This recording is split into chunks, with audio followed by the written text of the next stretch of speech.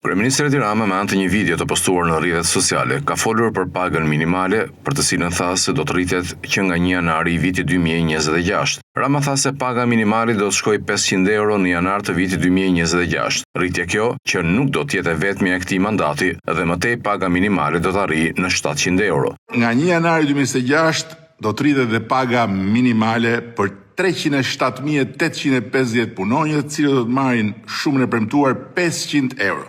E cila do të jetë para, po jo e vetmja rritje e këtij mandati, ku paga minimale do të arrijë 700 euro. Më tej kryeministri deklaroi se qeveria do të subvencionojë për një periudhë 9 mujore koston shtesë të sigurimeve për të punësuarit në sektorin privat. Po siç e kemi premtuar, qeveria do të subvencionojë për një periudhë 9 mujore me 90 milion euro edhe shtesën e kostos së sigurimeve për të punësuarit në sektorin privat. Një ditë më parë, kryeministri deklaroi se pensionistët, përveç se do të marrin këtë dhjetor bonusin e fundvitit, duke filluar nga janari do të kenë një rritje të shtrirë muaj për muaj përmbi indeksimin e përvitshëm.